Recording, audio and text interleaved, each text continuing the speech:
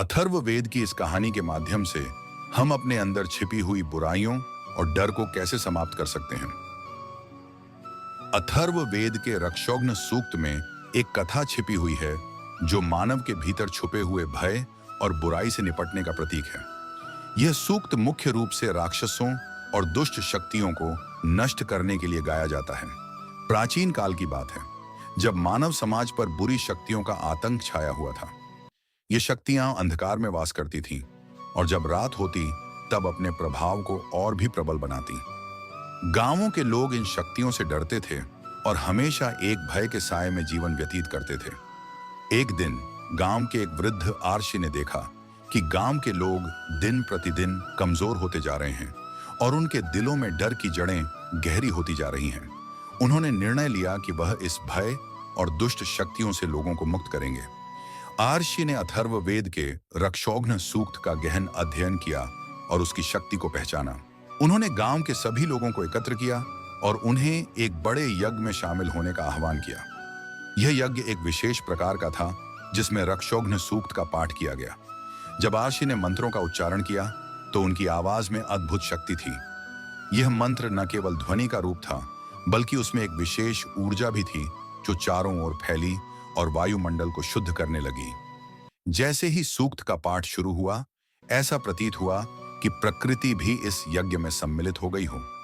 हवा ठंडी और शांत हो गई, पेड़ अपनी शाखाओं को हिलाने लगे और पक्षी भी अपनी जगह पर स्थिर हो गए। जैसे जैसे मंत्रों का उच्चारण होता गया, एक दिव्य शक्ति ने वातावरण को घेर लिया। यह शक्ति इतनी प्रबल थी कि उसने आसपास की सभी दुष्ट शक्तियों को भस्म कर दिया। गांव के लोग जो पहले भय से कांपते थे, अब एक नई ऊर्जा से भर गए। उनके दिलों से भय निकल गया और वे खुद को सुरक्षित और मजबूत महसूस करने लगे। उस रात पहली बार गांव में सभी ने शांति से सोया। अगली सुबह जब लोग उठे तो उन्हें अपने गांव का वातावरण बिल्कुल बदल चुका मिला। अब वहां ना कोई भय था, न कोई दुष्ट शक्ति। आर्षि ने लोगों को यह समझाया कि रक्षोघ्न सूक्त केवल मंत्र नहीं है, बल्कि यह हमारे भीतर की बुराई और भय को समाप्त करने की एक अद्वितीय शक्ति है। इस कथा के माध्यम से यह संदेश मिलता है कि चाहे कितनी भी बुरी शक्तियां हमारे चारों ओर हों, अगर हम अपने भीतर की दिव्यता को पहचानें और उसे जागृत करें तो कोई भी शक्ति हमें नुकसान नहीं पहुंचा सकती। रक्षोघ्न सूक्त का यह पाठ मानवता को यह सिखाता है कि हमें हमेशा अपने आत्मबल पर विश्वास करना चाहिए और हर स्थिति का सामना साहस के साथ करना चाहिए। इस प्रकार रक्षोघ्न सूक्त न केवल एक धार्मिक पाठ है, बल्कि यह एक जीवन जीने की कला भी है जो हमें सिखाता है कि अपने भीतर की शक्तियों को कैसे जागृत किया जाए और कैसे हर बुराई का सामना किया जाए। रक्षोघ्न सूक्त अथर्ववेद के चौथे कांड के 5वें सूक्त के रूप में पाया जाता है। यह सूक्त राक्षसों और दुष्ट शक्तियों से रक्षा के लिए गाए जाने वाले मंत्रों का एक संग्रह है। इसमें कुछ प्रमुख मंत्र निम्नलिखित हैं। एक औषधि प्रतिसर्प स्वाहा पय प्रतिगच्छत रक्षांसि परिमृण्महे यक्ष्मम हन्याम्यायुषे दंडारम भावार्थ। हे औषधियों, तुम हमारे शरीर में प्रविष्ट हो और राक्षसों को हमारे शरीर से दूर करो। हम तुम्हारे द्वारा रोगों को नष्ट करते हैं और दीर्घायु प्राप्त करते हैं।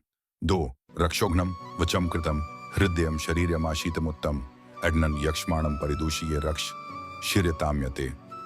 भावार्थ, यह मंत्र राक्षसों को नष्ट करने वाला, हृदय में प्रिय और शरीर के लिए उपयोगी है। यह रोगों को नष्ट करता है और राक्षसों को समाप्त करता है।